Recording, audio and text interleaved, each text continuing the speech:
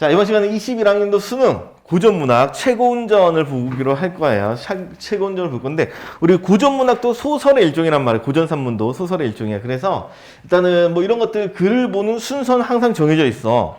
문제 풀 때 보는 순서 항상 정해져 있는데, 첫 번째 가장 먼저 할 건 뭐부터 봐? 문학은 무조건 보기부터. 보기부터 보는 이유는 뭐 때문이라고 그랬어? 두 가지 이유 있었지. 첫 번째는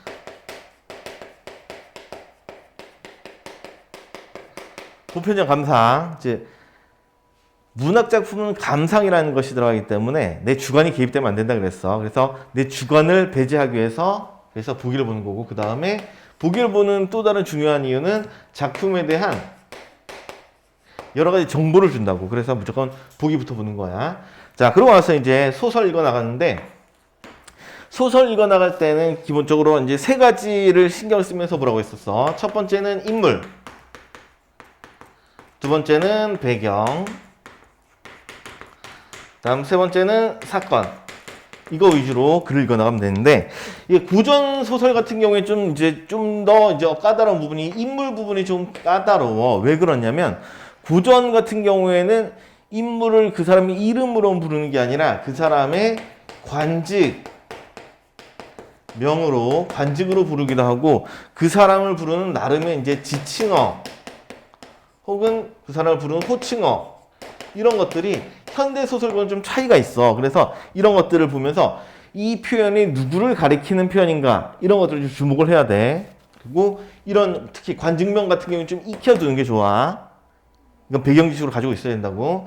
다음 배경, 사건. 이건 뭐 이제 현대 소설랑 비슷한데, 배경, 어떤 배경이 달라질 때마다, 장면이 바뀔 때마다, 그럴 때마다 내용 정리를 한 번씩 하도록 하고, 그리고 거기서 어떤 사건이 이루어지고 있는가까지 보면 되겠어. 이걸 중점으로 읽어 나가면 돼. 그리고 이제 인물과 연관지어서 우리 이걸 읽어 나갈 때 한 가지 좀 더 신경 쓸 게, 여기에 따라서 이제 정서가 나타나는 표현이 있어. 인물의 정서, 즉 감정이 표현되는 구절이 있다고. 이런 구절을 좀 중점적으로 읽으면 되겠어. 오케이?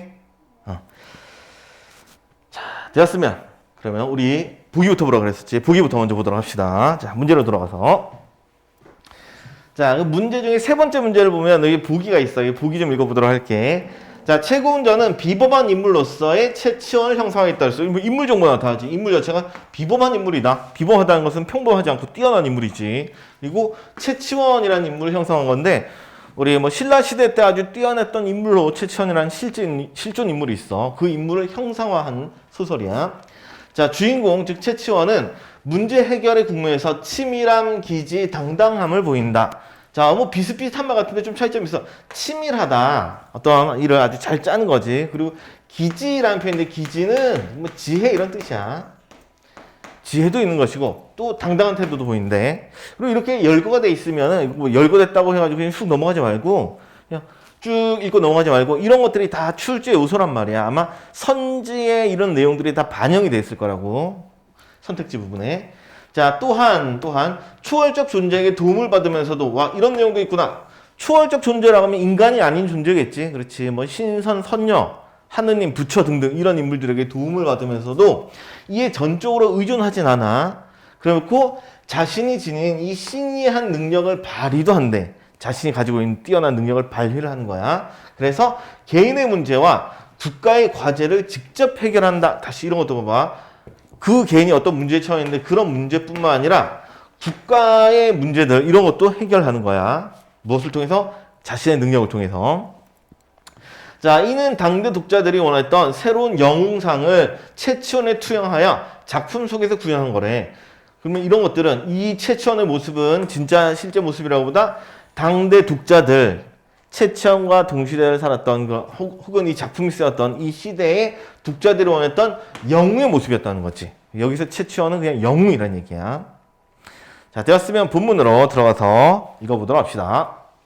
자, 본문으로 들어와서 우리 본문 읽을 때 인물, 배경, 사건 중점적으로 읽으라고 했고, 인물에서는 이 인물이 달리 표현되는 거, 그 다음에 정서들 이런 것들을 확인하라고 그랬어. 자, 들어갈게.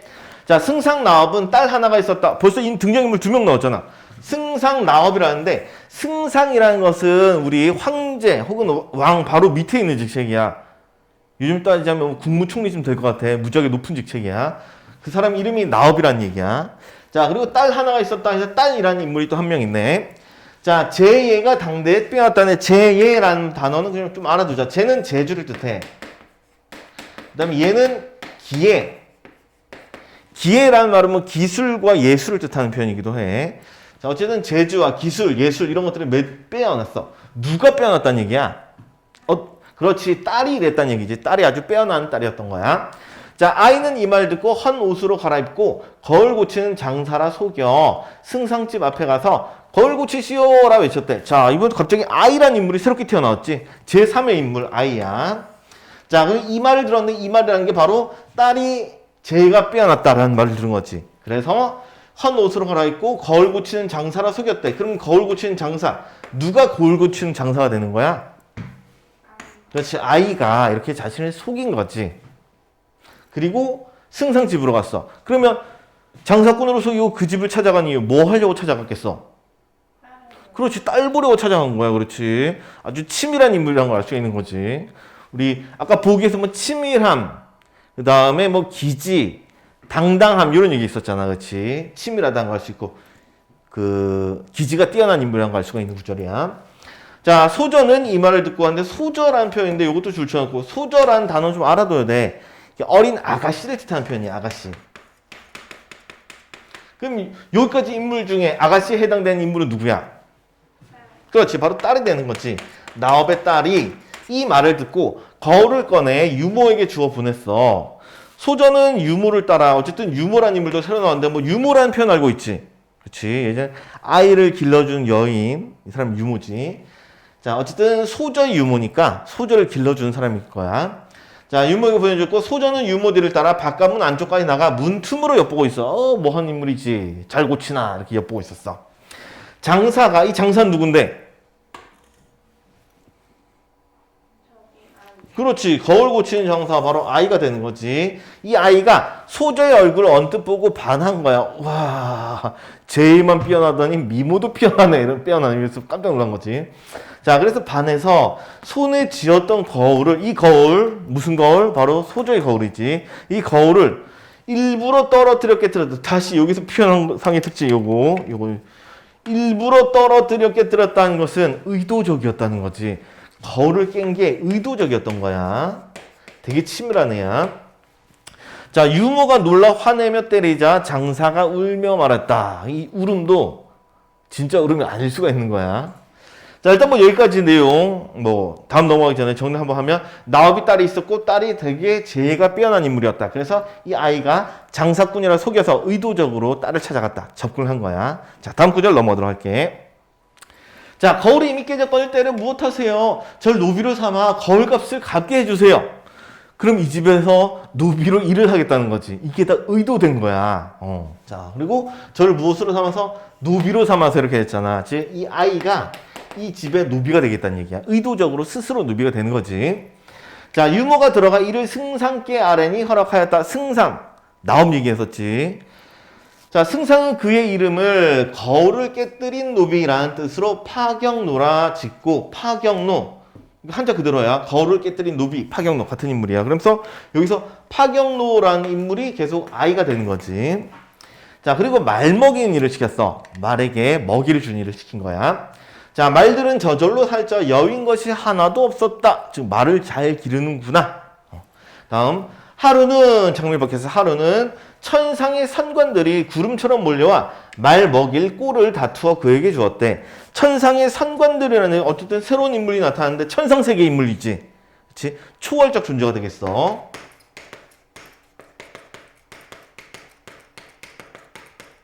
그리고 여기 선관이라는 표현이 나왔는데 이 선관이라는 단어는 좀 알아두도록 해. 자주 나오거든. 고전산문에서. 선관이라는 것은 신선을 얘기하는 거야. 신선.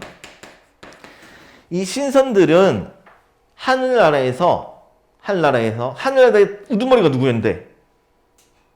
그렇지. 옥황상제 있지. 이 옥황상제가 하늘나라의 우두머리고 그 밑에 신선들이 있거든. 근데 이 신선들이 그 하늘나라에서 관직을 맡고 있어. 그래서 신선인 관리다 해서 선관이라고 부르는 거야. 자, 하루는 천상의 선관들이 구름처럼 몰려 말 먹일 꼴을 다투어 그에게 주고 있어. 말 그대로 초월적 존재의 도움을 받고 있는 장면이겠지. 그리고 꼴이라고 하는데 그 말이나 소에게 먹이는 풀을 꼴이라고 부르는 것은 알고 있지. 자, 넘어갈게. 자, 이 파경로 이 아이는 말들을 풀어놓고 누워만 있었어.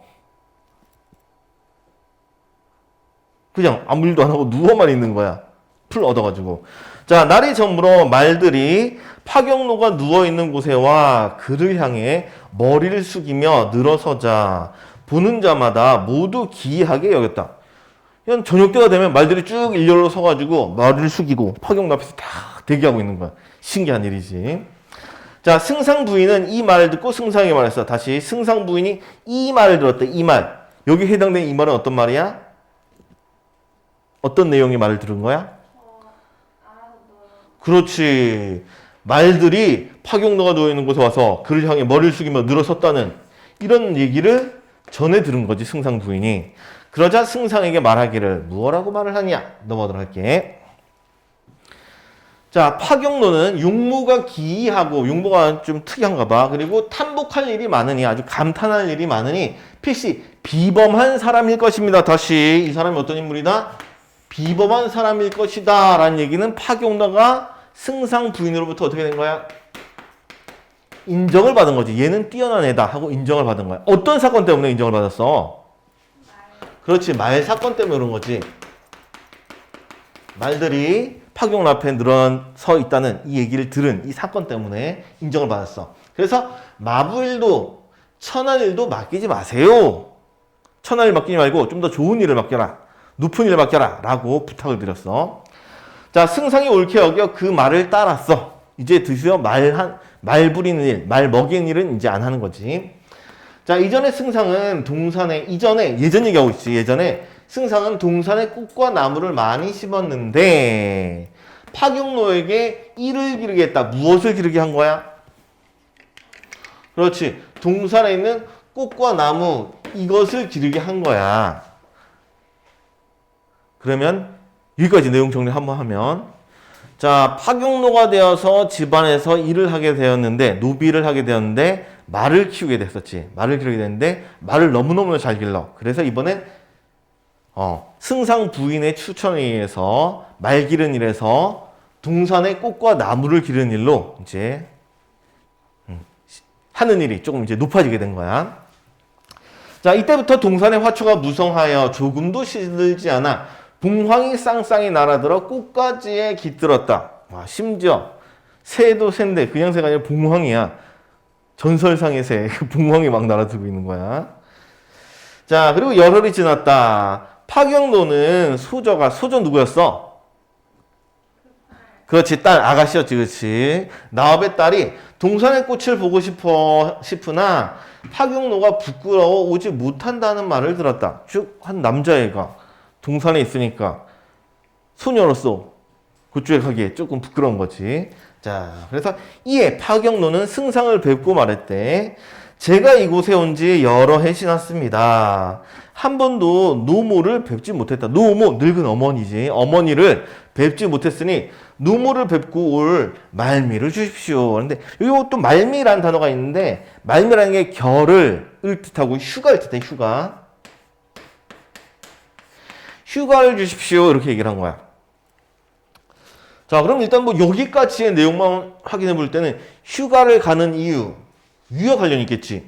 소저가 동산의 꽃을 보고 싶으나 파경로가 부끄러워 오지 못한다는 말을 듣고 이렇게 휴가를 달라고 한 거란 말이야. 그럼 일단 여기까지만 봤을 때는 휴가를 가는 이유는 소저가 꽃을 볼 수 있도록, 꽃을 마음껏 볼 수 있도록 하기 위해서이다 라고 생각할 수가 있을 거야. 자, 다음에 좀 넘어갈게. 자, 승상은 닷새를 주었어. 오이를 준 거야. 소저는 파경로가 기양했다는 소식을 듣고 동산에 들어가 꽃을 보고 꽃이 난간 앞에서 웃는데 소리는 들리지 않네 라고 시를 지었다. 근데 파경로는 꽃 사이에 숨어 있다가 야, 이거 무섭다. 거의 스토커 수준 아니야? 너무 무서워. 자, 이런 것도 보면은 얘가 사실을 이렇게 휴가를 달라고 했던 의도가 담겨있지. 휴가의 의도. 뭘 위해서? 그렇지. 이 아가씨 소저와 만나기 위해서, 소저와 만남 이것을 위해서 사실 거짓말을 했던 거야. 그러니까 되게 지혜도 뛰어나고 되게 치밀한 애라는 걸 알 수가 있어. 좋게 말하면 치밀한 거고 나쁜 말로 말하면 거짓말을 밥 먹듯이 하네 진짜. 자, 다음 이어서. 자, 새가 숲 아래서 우는데 눈물 보기 어렵네 라고 시로 화답을 하고 있는 거야. 즉 여자애가 시를 지었으니까 나도 시로 답을 해야지 라고 이렇게 판단한 거지. 그랬더니 소조가 부끄러운 거지. 깜짝 놀란 거지. 남자가 있다니. 자, 그래서 얼굴을 붉히며 돌아가게 돼. 자, 여기서 또 장면이 또 바뀌게 되지. 자, 그래서 우리 처음부터 거울 장수로 속여서 의도적으로 접근을 했고, 말 먹이는 일을 하다가 인정을 받고, 그 다음에 꽃을 기르다가, 이제 자신이 의도한 이 집에 온 진짜 목적이 뭘 위해서 이 집에 왔는데, 그렇지, 소조 때문에 온 거잖아. 그래서 소조에게 접근을 하는 모습이 나타났어. 자, 중약 부분 줄거리. 중국 황제는 신라 왕에게 석함을 보내, 석함, 돌로 된 상자를 보낸 거야. 자, 그리고 그 안에 있는 물건을 알아내 시를 지어 올리라고 명령을 내렸어. 황제가 왕에게 명령을 내렸단 말이야. 당연히 그걸 따라야 되는 거지.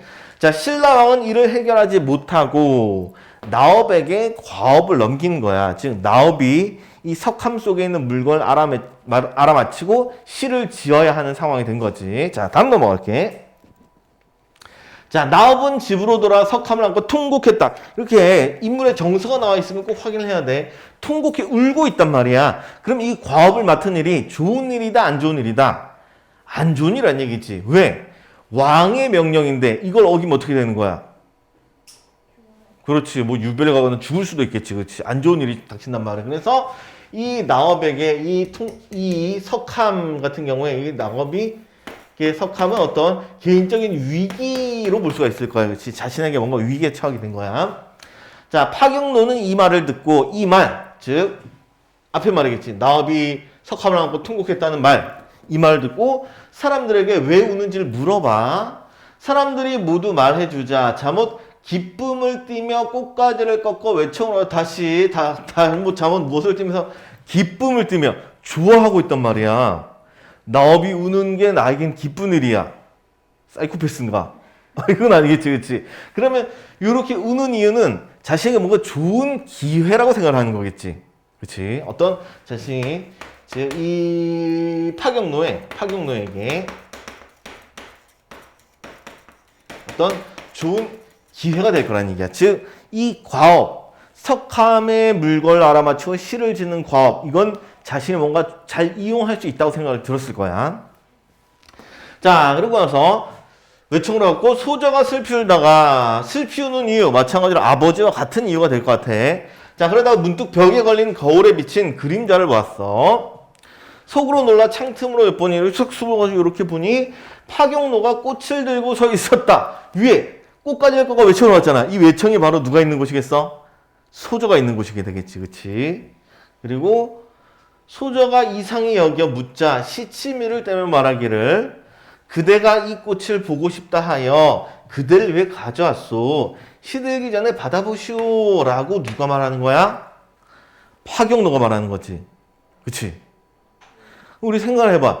남자가 여자에게 꽃을 줄 때 그냥 주는 거 아니잖아. 그치? 어떤 의도로? 그렇지. 애정 표현인 거지. 나 너 좋아하고 애정 표현을 이렇게 하고 있는 거야. 거의 뭐 고백할 때 쓰는 게 꽃이지. 자, 이러고 있는 거야. 자, 그런데 소저가 한숨을 크게 쉬니, 아휴, 이런 거 보니까 이거 지금 자신이 꽃 받고 좋아할 상황이 아니란 얘기야. 자, 그러니까 파경노가 위로하며 말하기를 거울 속에 비친 이가 반드시 그대 근심을 없애줄 것이요. 근심치 말고 꽃을 받으시오. 라고 했어. 자, 다시 봐봐. 거울 속에 비친 이라 했는데 거울 속에 비친 이. 지금 거울 속에 누구의 모습이 비쳐? 그렇지. 파경노의 모습이 비치겠지. 지금 여기 있는 인물은 소조와 파경노 둘밖에 없는데 거울 속에 비친 이라는 파경노가 될 거야. 자, 다음 넘어가서. 자, 소조가 꽃을 받고 부끄러워하며 안으로 나왔다. 우리 이런 정서도 봐봐. 부끄러워하며. 심지어 꽃을 받았지. 좋아하는 마음이 있는 거야, 없는 거야? 그렇지. 있으니까 받았겠지. 진짜 좋아하는 마음이 1도 없었으면 너가 뭔데 나한테 꽃을 줘? 흥! 이러면서 가버렸을 거란 말이야. 근데 받았다는 얘기는 좋아하고 그래서 부끄러움도 느낀 거야. 들어갔어. 자, 얼마 뒤 소저는 파경노의 말을 괴히 여겨서 그 고민을 풀어준다는 거, 근심치 말라는 이걸 괴히 여겨서 승상께 말했다. 파경노가 비록 어리지만 재주가 남보다 뛰어나다. 즉 인정을 하고 있지. 소저에게도 인정을 받고 있는 상황이야. 자, 그리고 신인의 기운이 있다. 신인의 기운이 있다는 것은 신의 기운이 있다는 얘기야. 그래서 석함 속의 물건을 알아내어 시를 지을 수 있을 것입니다. 즉 소조의 믿음을 전적으로 받고 있는 거지. 자, 승상이 말했다. 야, 너는 어찌 쉽게 말하냐. 만약 파경노가 할 수 있다면 나라의 이름난 선비 가운데 한 명도 시를 짓지 못해 이 석함을 나에게 맡겼겠느냐. 자, 그러면 유에 봤을 때 소저는 파경노의 능력을 믿어 안 믿어? 믿지. 그런데 이 밑에 보니까 승상의 말을 보니까 승상은 파경노에 대한 믿음이 있어 없어? 없는 거죠. 그렇지. 이런 상황인 거야. 자, 다음 내려갈게. 자, 소저가 말했다. 뱁새는 비록 작지만 큰 새 매를 살린다 합니다. 그가 비록 노둔하나 큰 재주를 지니고 있는지 어찌 알겠습니까? 자, 우리 이런 것도 표현 좀 볼게. 뱁새는 비록 작지만 큰 새 매를 살린다. 그러면 요 뒤에 내용. 그가 비록 노둔하나 큰 재주를 가지고 있는지 어찌 알겠냐. 이 말을 고렸을 때 여기에 해당되는 뱁새 누구를 나타내는 표현이야? 그렇지. 요거는 파경노가 되겠지. 파경노가 비록 작은 뱁새와 같지만 큰 새매를 살린대. 그럼 새매에 해당되는 인물 누구를 살릴 수가 있다? 그렇지. 아빠. 그렇지. 바로 승상나업을 살린다. 혹은 또는 국가의 위기도 해결할 수 있는 거지. 그렇지. 황제의 명으로 신라 왕이 원래 지어야 되는 거니까 국가를 살릴 수도 있어. 자, 그래서 이어서 파경노가 걱정하지 말라고 했음을 고했다. 이런 말도 했다는 걸 얘기해 줬어. 자, 만약 그가 시를 지을 수 없다면 어찌 그런 말을 냈겠습니까? 원컨대 그를 불러 시험 삼아 시를 짓게 하소서. 했더니 승상이 파경노를 불러 구슬리며 달래는 거지. 회유를 하는 거야. 만약 이 석함 속의 물건을 알아내 시를 짓는다면 후한 상을 줄 것이며 마땅히 너의 뜻을 이루어주겠다. 상도 주고 너의 뜻도 이루어주겠다라고 얘기를 했어. 근데 파경노가 거절하며 말했다. 비록 후한 상을 준다 한들 제가 어찌 시를 짓겠습니까? 자, 그러면 거절을 하고 있고 그 다음에 나는 질 수가 있다 없다? 없다고 얘기를 하고 있는 거야. 그럼 도대체 왜 이러고 있는가? 왜 거절하냐? 분명히 걱정하지 말라고 했는데. 그렇게 생각해 봐야겠지. 그럼 우리 좀 더 생각해 보게. 그럼 상만으로는 된다 안 된다? 안 된다. 그럼 파경노가 이 집에 온 진짜 목적을 생각해 봐. 이 집에 온 이유는 누굴 때문에 온 거였어? 그렇지. 소저. 그렇지. 아가씨 때문에 온 거지. 아마 아가씨를 달라는 딜을 하지 않을까? 거래를 하지 않을까? 생각이 돼. 자, 다음 이어서. 자, 소저가 이 말을 듣고 승상에게 말했다. 살고 싶고 죽기 싫은 것은 인지상정입니다. 즉 사람이라면 누구나 갖는 마음, 인지상정. 옛날에 어떤 이가 사형을 당하게 되었을 때 그에게 네가 만약 시를 짓는다면 내 마땅히 사면해 주겠다 했습니다. 그 사람은 무식한 이였으나 그 명을 따랐습니다. 즉 무식한 사람임에도 불구하고 시를 지었다는 얘기지. 하물며 파경노는 문학에 넉넉해 시를 지을 수 있었지만 거짓으로 못하는 채 하고 있습니다 라고 말했어. 자, 이런 말 할 수 있는 이유를 생각해봐. 파경노는 문학에 넉넉해 시를 지을 수 있지만 거짓으로 못하는 채 한다. 이런 것을 소저가 알고 있단 말이야. 시를 지을 수 있다는 걸 알고 있어. 왜? 앞에 어떤 장면이 있었어? 그렇지. 처음에 꽃줄 때 말고 그 앞에 동산에서 숨어 있을 때 소저가 시를 읊자 파경노가 거기에서 화답하는 시를 지었었지. 그치? 그런 실제 경험이 있단 말이야. 그러니까 이제 동산에서 시로 화답한 일, 이런 일이 있으니까 문학에 넉넉해 시를 지을 수 있지만이라는 표현이 가능한 거겠지. 소저는 알고 있는 거야. 자, 그래서 거짓으로 못한 채 한다. 지금 아버님께서 그를 겁박하시며 위협하면 어찌 삶을 좋아하고 죽음을 싫어하는 마음이 없어 복종하지 않겠습니까? 당연히 따를 것이다. 죽인다고 하면 시를 지을 것이다. 자, 승상이 그럴듯하다 여기고 파경노를 불렀다. 일단 여기에서 마무리가 되었어. 자, 그럼 우리 여기까지 내용 다시 한번 이제 그 이후의 내용을 정리하면 이제 중략 이후분 꽃을 주면서 꽃을 주면서 내가 그 문제를 해결해 줄 수 있다. 그래서 소저가 승상을 설득했는데 또 파경노가 또 거절했지. 그 거절한 의도는 아마 소저를 갖기 위해서, 소저를 취하기 위해서 그랬을 거야. 그래서 소저는 오히려 그냥 죽인다고 협박을 해라라고. 무서운 여자, 이 여자도. 자, 됐으면 문제를 넘어가 봅시다. 자, 윗글의 서술상의 특징으로 가장 적절한 것은 이러는데, 보통 소설에서는 첫 번째 문제로 이렇게 서술상의 특징을 묻는 문제가 많이 나와. 일반적으로 현대소설 또는 고전소설 이렇게 세트가 각각 있을 때 두 글 중에 하나는 무조건 이렇게 서술상의 특징을 항상 묻게 돼 있어. 자, 그리고 우리 적절한 걸 찾아야 돼. 자, 보면 1번. 시간의 역전을 통해 사건의 진상을 밝힌다는데, 시간의 역전이라 했어. 역전됐다는 것은 뒤바뀌었다는 얘기지. 그렇지. 원래는 시간 순서가 과거에서 현재로 쭉 가야 되는데, 시간의 역전이 있다는 얘기는 곧 언제서 언제로? 그렇지. 현재에서 과거로 이렇게 역순행적 구성을 취할 때, 이럴 때 시간의 역전이라는 표현을 쓰거든. 자, 그런데 우리 이 글 봤을 때 시간이 거꾸로 올라가는 부분이 있나? 없지. 그렇지. 없어. 그래서 이 1번은 잘못된 표현에 해당이 되고, 여기서 한 가지만 조금 더 이제 기본 지식으로 좀 알아두자면, 이 지금 갈래거리 고전소설이지. 그렇지. 고전소설인데, 고전소설은 이렇게 역수행적 구성이 없어. 일반적으로 대부분 순행적 구성, 즉 시간적 구성을 취한다고. 오케이? 그런 특징이 있는 거야. 그래서 이건 잘못된 설명이다. 다음 두 번째, 서술자의 개입을 통해 사건의 전모를 밝히고 있다. 근데 이것도 서술자의 개입이라는데, 서술자의 개입이란 말은 서술자가 어떤 상황에서, 인물과 상황에서 서술자의 의견을 내는 부분이라고. 어찌 슬프지 않겠냐 뭐 등등 이렇게 이런 의견을 내는 부분인데,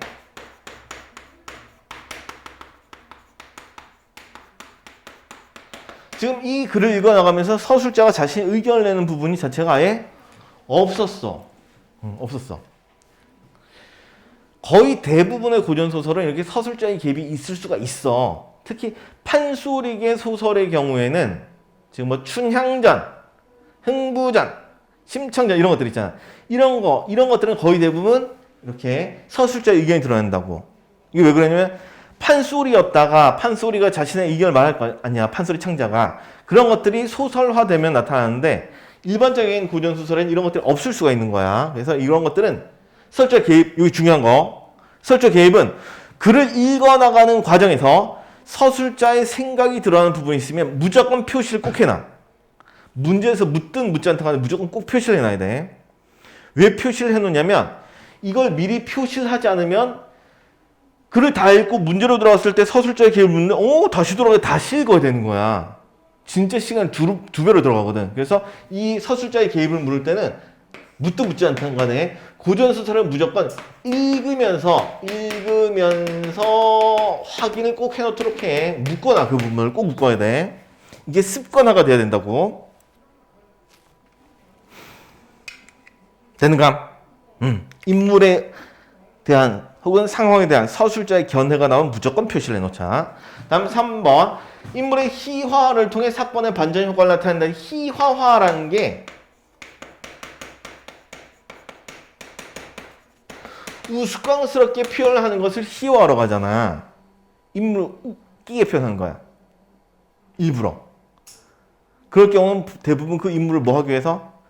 풍자하기 위해서 우스꽝스럽게 표현하거든. 근데 우리 좀 전에 읽었을 때 인물이 우스꽝스러운 인물이 있어 없어? 없지. 그렇지. 그러니까 이건 잘못된 내용에 해당돼. 보통 뭐 양반을 풍자한 내용 이런 것들에 많이 나타나. 다음 4번. 인물 간의 대화를 통해 사건 해결의 방안을 제시한다. 당연히 인물 간의 대화는 있었지. 그렇지. 그리고 우리 사건 해결의 방안을 제시한다라고 했는데, 우리 가장 끝부분 보면 어떤 사건이 있고 그걸 해결하기 위한 방안을 얘기하는 부분이 있지. 그렇지. 바로 석함 사건. 요거 파경노가 해결할 수 있다라고 얘기를 하고 있거든. 그러니까 이건 맞는 표현이고 답은 4번이 답이 되겠어. 다음 마지막 5번.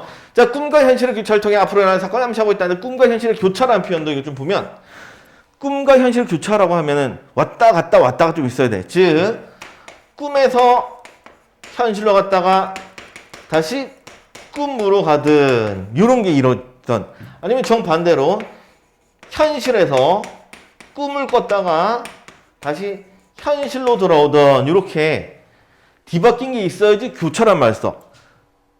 원래대로 꼭 돌아와야 돼. 이래야지 교차가 되는 거야. 즉 여기까지만 있으면 꿈에서 현실 혹은 현실에서 꿈까지만 있으면 이럴 땐 교차라는 표현까지 안 써.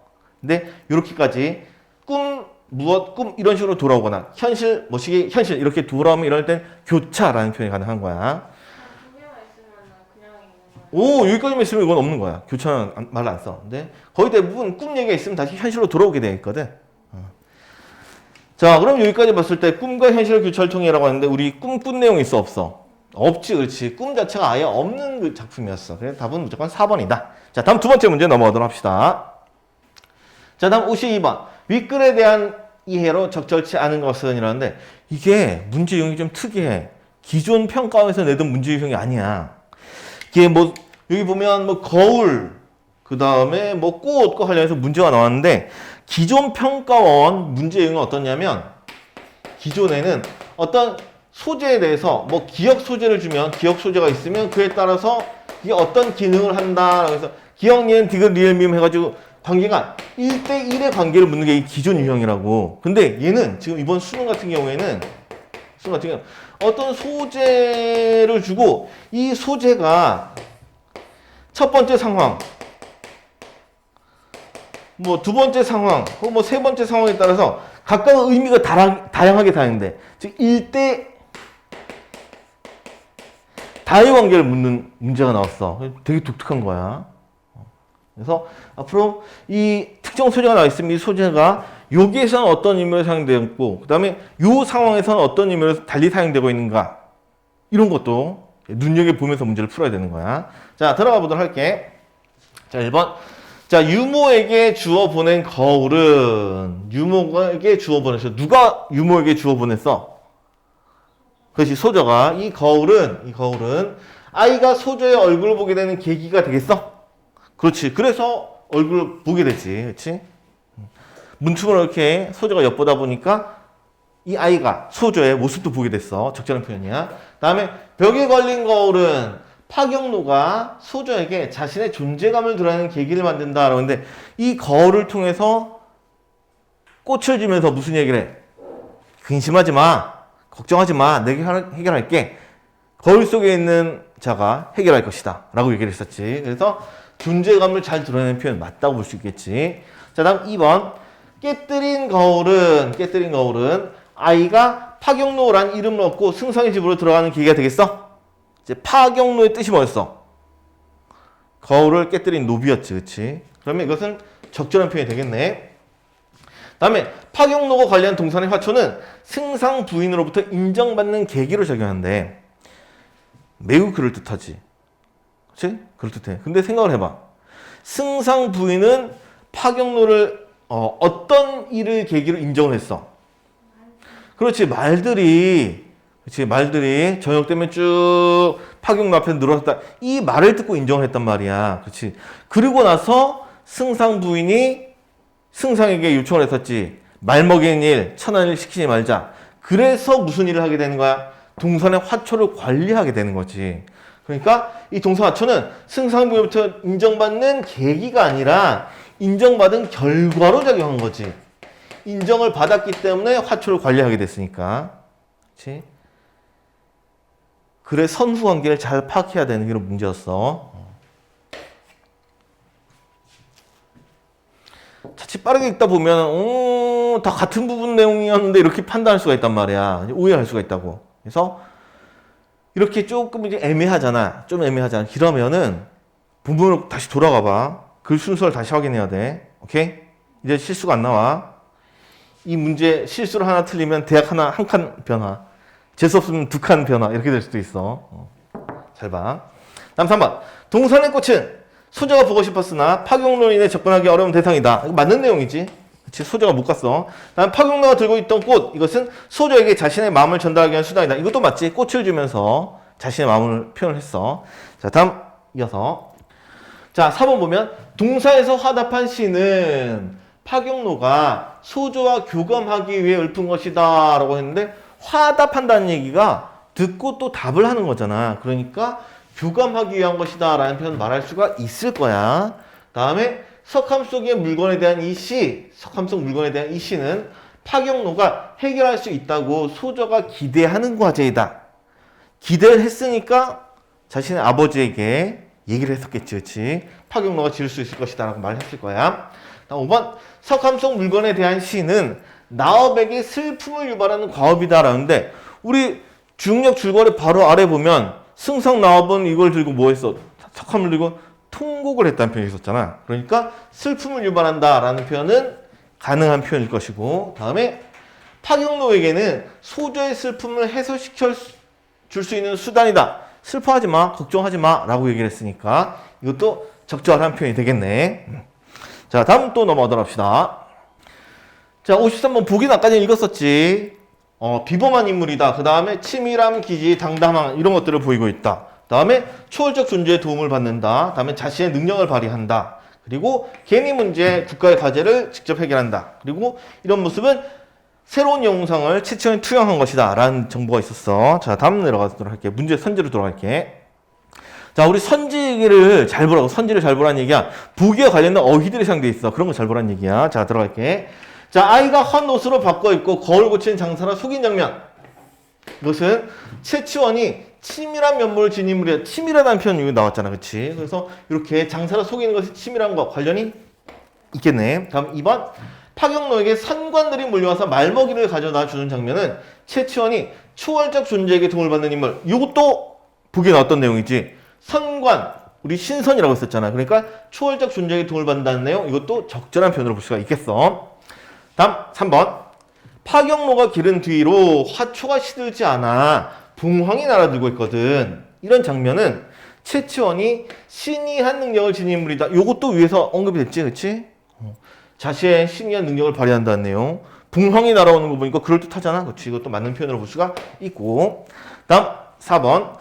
파격로가 노모를 핑계 삼아 말미를 얻는 장면. 말미 휴가였지. 이 휴가를 얻는 장면. 이것은 최치훈이 원하는 바를 얻기 위해서 기지를 발휘하는 인물이던데 최치훈이 원하는 바라는데 이 원하는 바가 뭔데? 그렇지. 소저와 만나는 일이지. 그렇지. 그래서 기지를 발휘하는 것이다. 지혜를 발휘하는 것이다. 라는 표현은 적절한 표현이 되는 거지. 꾀를 낸 거지. 그렇지. 다음 5번. 파격로가 승상의 제안을 거절한 장면.